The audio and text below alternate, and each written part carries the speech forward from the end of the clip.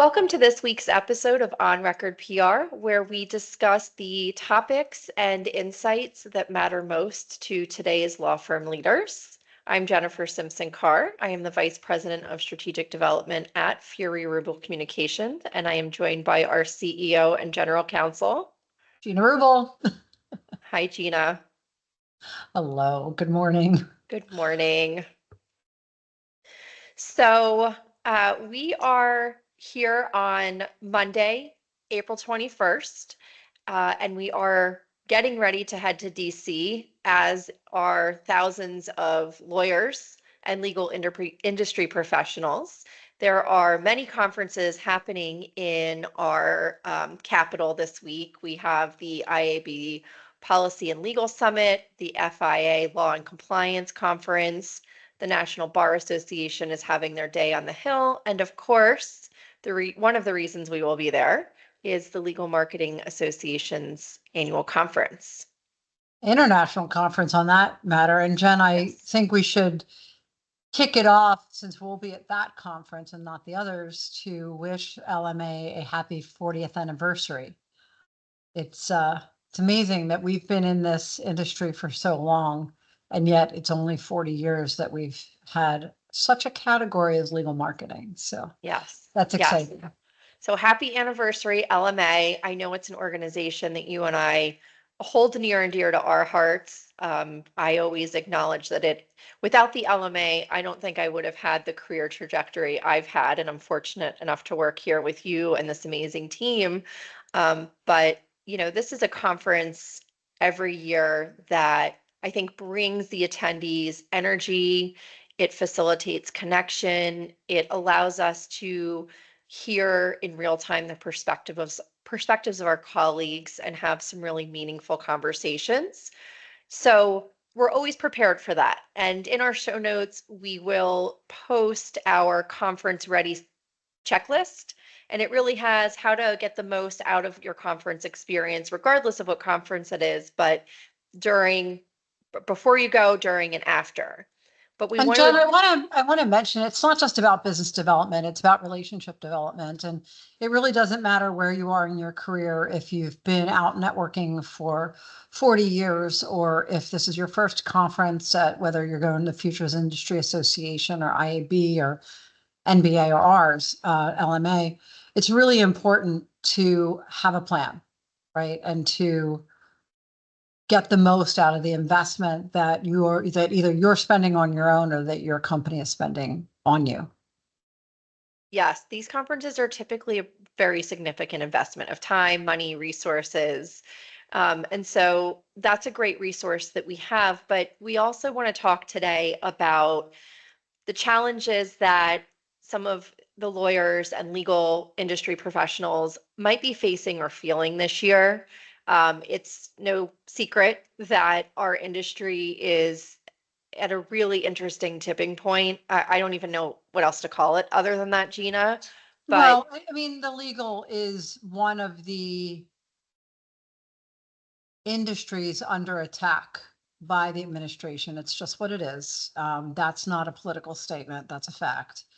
And there are people with different points of view. And I don't want to say both sides, because it's not a two-sided thing. And it's actually not even political. It's just that when you look at the industry, you have to decide, how are we going to handle this, and how are we going to communicate amongst ourselves? And I think that's really important for today's conversation.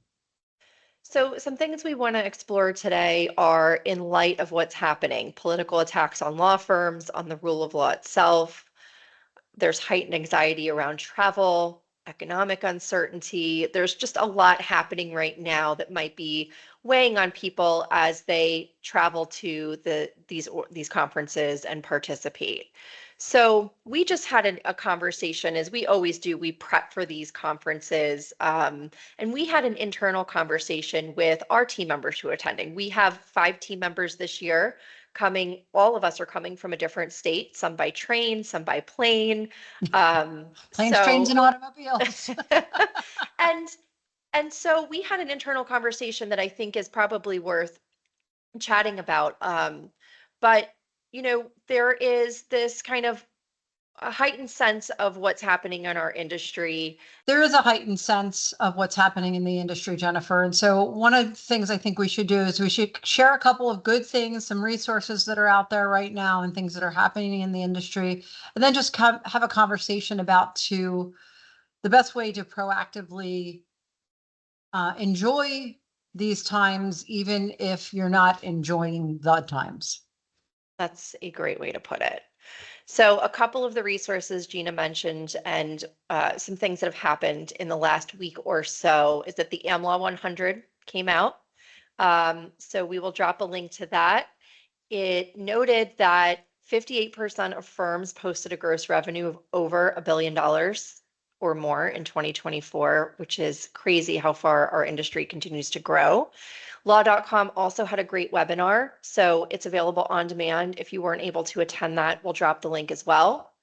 Given what's happening in our industry, Above the Law came out with a spine index in which it's rating the top 200 law firms in our country and where they fall on the issues with our administration.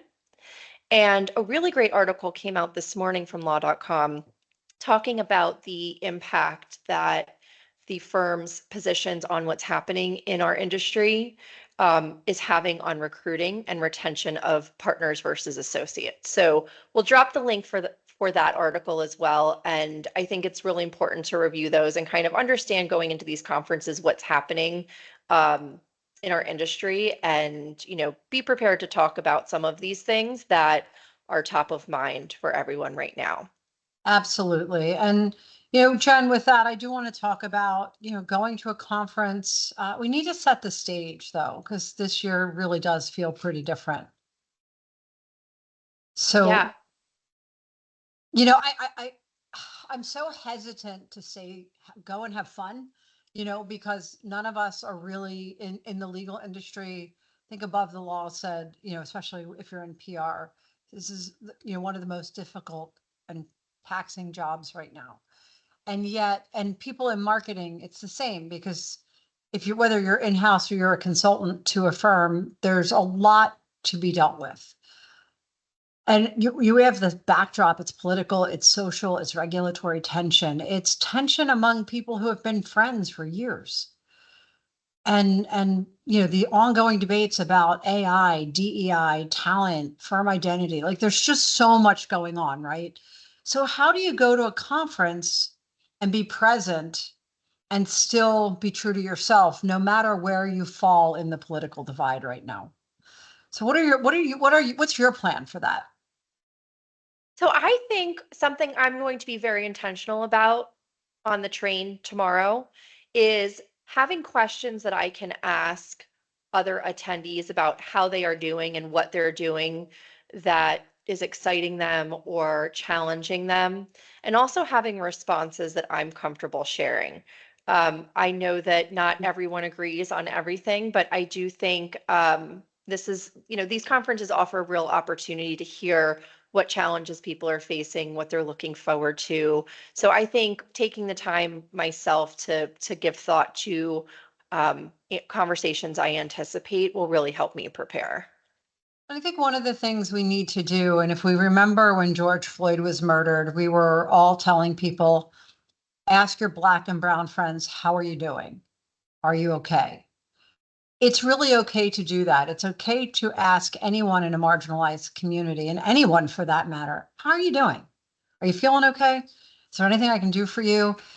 That in and of itself, that empathy, that emotional intelligence is so important right now because you don't know how other people are doing. And while we take for granted in normal times, normal being not when so many changes are happening all at once, in more seamless times, we take for granted and we often forget to ask. And I think that's one of the things that you can be asking people, how are you?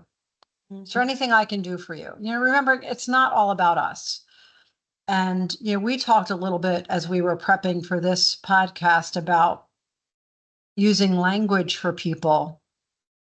One of the things I learned many, many years ago, in my 20s, I had this great this great therapist, and was learning how to communicate, and we think we know everything in our early 20s, and I certainly did not know how to communicate. And she taught me to learn to respect that something is someone else's feeling. That's how they feel. That's their opinion.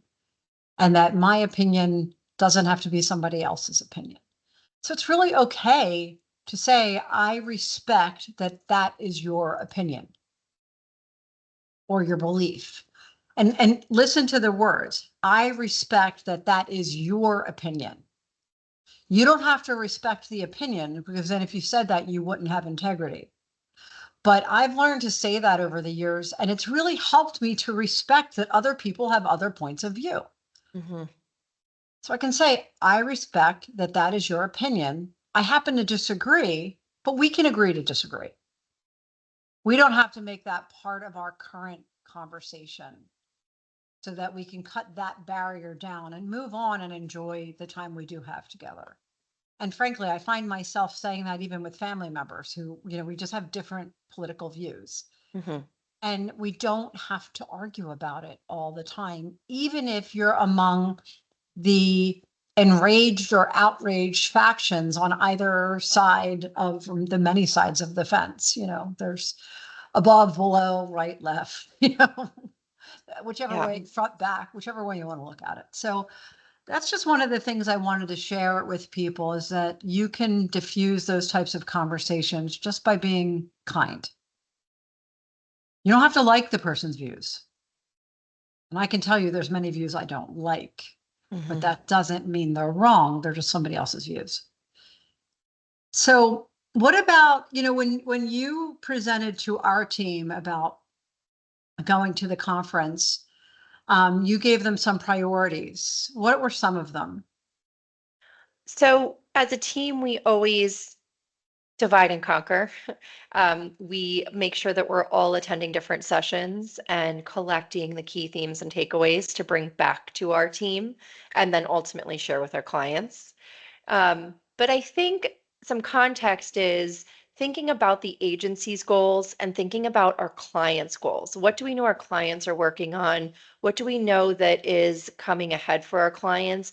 And listening in each of our conversations and in each of those sessions, how could this information impact our agency or improve our work for clients or reframe the strategy that we're about to give on a certain project. And I think going into each session and each conversation, thinking about what's happening and what lies ahead allows us to start thinking about what we're hearing in a way that can really make impact on our firms, on our clients, on our team. I agree with that. And Jen, with that, I want to take a quick break for a message from our sponsor. Okay. This episode is brought to you by Furia Rubel Communications, a public relations and marketing agency serving law firms and businesses worldwide. With an expert team positioned throughout the U.S. and supported by an international faculty, Furia Rubel enhances our clients' brands through integrated communications by providing expert guidance in crisis management and high-profile litigation, protecting brand and reputation, and supporting internal marketing teams. To learn more, visit furiarubel.com. So we're back. And Jennifer, you were talking about things that our teammates can be thinking about at the conference. How do we show up? What do we tell people about showing up? As their authentic selves. And I hear that from you all the time. You have to show up as you. And I will say, just very candidly, there are risks that come along with that, right? I mean, we have team members traveling, we all have team members traveling that may fall into a marginalized group or a group that might be feeling more pressure than others right now. And so I think showing up as your authentic self, but as attendees, respecting and honoring that. You said earlier, you may not have to agree with someone, but respecting that's who they are and honoring that's how they show up, I think is an important part of attending any conference. You and I had the opportunity at Legal Week to attend a really great session on Operation Safe Spaces. And Mhm. I think that's something that we had a very heartfelt conversation with our teammates about is feeling safe, feeling respected, and providing that safe space and respect to everyone that we meet. Well, let's talk about that a little bit. Let's talk about traveling smart, staying safe. Mm-hmm. I know that the last time I was in DC, it felt very palpable, and that was before they destroyed the Black Lives Matter memorials and things like that. So it's going to be hard for people, and we have many people coming from other countries. Mm-hmm. This is an international association. We know that our friends in Canada feel very uncomfortable coming into the United States right now. They feel like they're targets. We know that people who are in the who identify as LGBTQIA plus are feeling uncomfortable. There's a lot going on. So Mm-hmm. what are some of the things that we've done for our team? What are some of the things that make you feel safe? I'm traveling with more documentation than I ever have. I am flying out of DC to another state, but I'm traveling with my documentation. I feel more comfortable that way. I know as a team, we had a conversation that we are requiring the buddy system. Mhm. Our teammates are not walking to and from venues by themselves, regardless of what time of day it is. We've set up a team chat on our cell phones so that we can easily and quickly get in touch with one another if needed. Um, a We've couple of, yeah, rolled out our code of conduct as a result yes. of the Legal Week learnings. Um, we've put an actual limit on alcohol use. Our event, we're gonna have both, a huge meal, lots of food, but also both non-alcoholic beverages, alternative beverages for those who prefer not to participate Mhm. in the let's get slosh sessions, which I've never enjoyed. So not just not my thing. So I think what I'm hearing is there are a lot of ways to make people feel safe, and it's not just women. I think a lot of people think because we're just two women speaking, but it's about everyone. It's about, it's also if you see something, say something. So if you see a colleague being bullied, if you see a colleague being harassed in any way, and it doesn't have to be sexual, if any of those, you have to say something, which is another reason we set up the text. You and I are the key go-to people for our team. So just think it's important because it's a different time now. And there are people out there who feel empowered and emboldened to not be nice. So it's interesting that you mention some of those key tips because after Legal Week, I posted on LinkedIn a picture of my Legal Week badge and the offer to be a safe space for anyone if they were ever in an unwelcome conversation, if they ever felt uncomfortable. And I bring that up because, to your point, it's not just two women speaking on a podcast.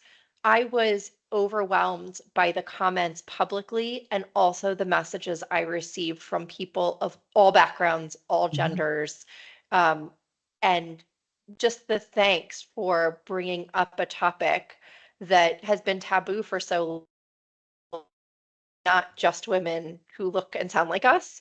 It was people from all backgrounds and walks of life. So I think that's a really important point is that it's not just looking out for the women in the room. It's really looking out for every single person that's participating. And when we talked about being safe and staying safe, you mentioned travel. And for those of you who are traveling on any form of public transportation, especially those coming to the United States or traveling within the United States on if you're a visa holder or something like that, just be smart. If you're not going through immigration, there's a lot less to be concerned about. But if you are, I would suggest taking a listen to, we had about a 25-minute podcast last week with Wendy Castor Hess. So I don't want to um, repeat everything that she shared here, Jen, for sake of time, but there's some great tips on traveling, being smart, and understanding what's happening at ports of entry. So I just encourage people to listen to that. And, another resource, we had Renee Branson on, who's a resilience coach, and we had her on the podcast not too long ago. And I think listening to that and to learn ways to be resilient, um, even if that means stepping away, like if it Mhm. says, you know, I mean, you know this about me, Jen. I'm no longer the late night gal that I used to be years and years and years ago. I'm kind of like, okay, it's 9:30. I'm going to bed now. But it's okay, even if it's 6:30 in the evening, to say, I needed to go to my room and decompress. Mhm. You know, just taking the time you need for you, but still being able to show up as your best and authentic self. So, um, what other thoughts do you have? What other resources do we have for our listeners that would be helpful, whether they're going to one of these 4 conferences or any other conference in the near future? Yes, it's conference season is upon us. And So events, we and will, it's nonstop, right? So, yes, yes, and back in person. It feels like everything's in person now. So we will put some more resources in the show notes on our website. But one thought I had, and something I want to ask you as the leader of our agency, is as someone who really oversees the whole team, right? Our whole agency, and you know, I guess to your peers who are really the leaders that the teams look to, what are your words of advice going into, I guess just generally going into a conference for the first time that, you know, we're feeling kind of a different way than we have in years past, to, like you said, balance enjoying it to the extent people can, but protecting themselves and their mental health.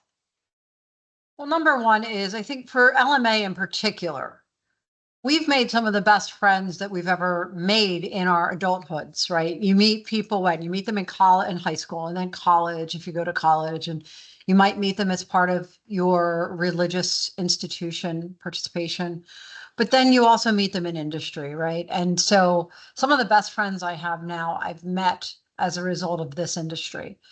And I really enjoy seeing them. So take advantage of the time you get to see people, embrace them, right? People have differences of opinions. And I mean, I have family members and we have differences of opinions, but it's okay to give them a hug, say, how are you doing?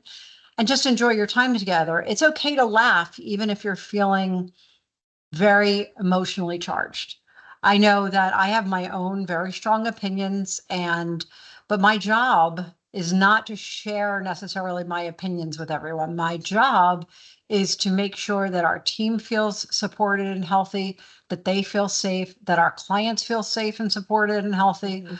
Mhm. So have some other things to talk about. I mean, unfortunately, you know, and I say this, yes, I was raised Catholic, and today was a very sad day in the Catholic community with the Pope's passing. But maybe you find some words of wisdom from somewhere in his messages or elsewhere if you have those conversations. I know you should stay away from religion too, but you know, it is a current event, right? It's something that just happened this morning. Find other things to talk about. You know, I know our friend Roy Sexton, past president of LMA, he's always talking about music Mhm. and all, you know, really joyous things. And he finds a lot of happiness in other things because you can.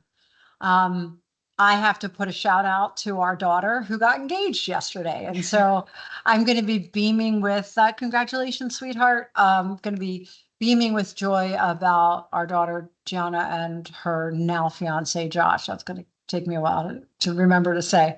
Mhm. But there are other things happening in life. And I said this to somebody yesterday at our Easter/engagement celebration. I said, it's okay to talk about other things.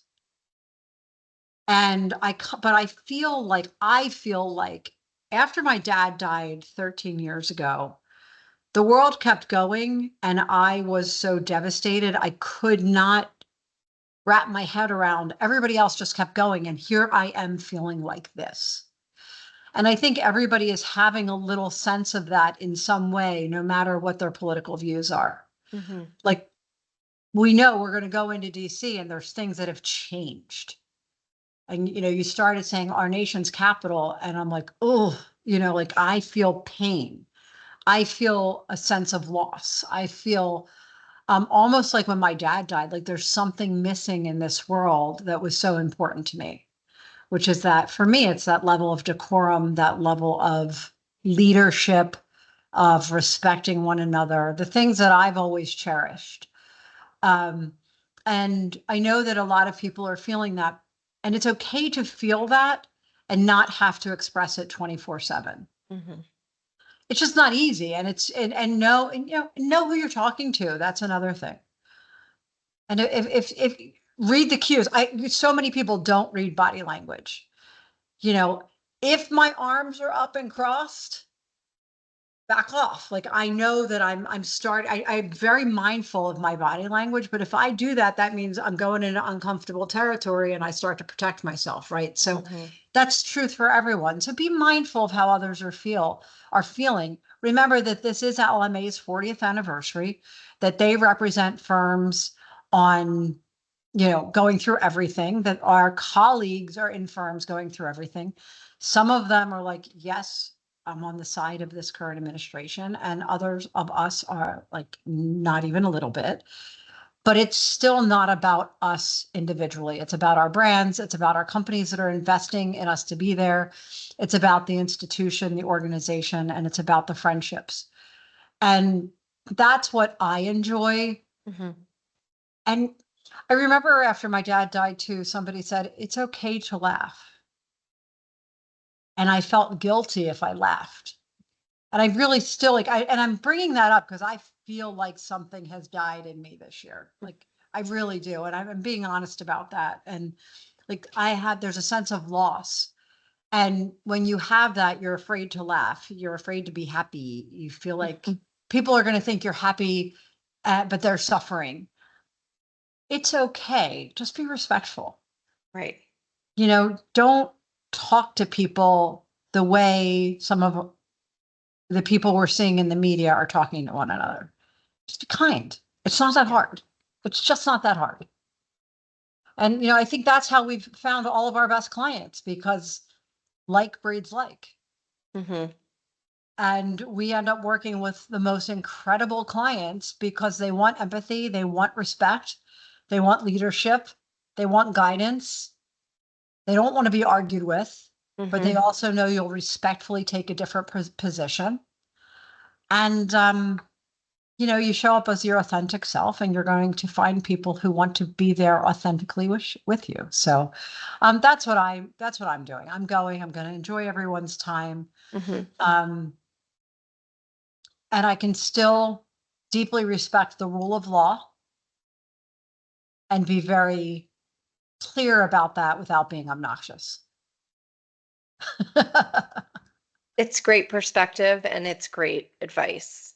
And I appreciate the insight. I'm going to think a lot tomorrow on the train about what you said because I agree. I think if we're feeling heavy, sometimes it does feel guilty to laugh or to feel like you're having a great time when things around you might not be feeling great. So, Well, I only get to see all these people once a year most of the time. You and I are yes. fortunate to work together. So I'm going to be giving lots of Gina hugs as people has known them as they've become known, and just really enjoying being with people and still being my authentic self. I mean, I'll go down fighting for the rule of law.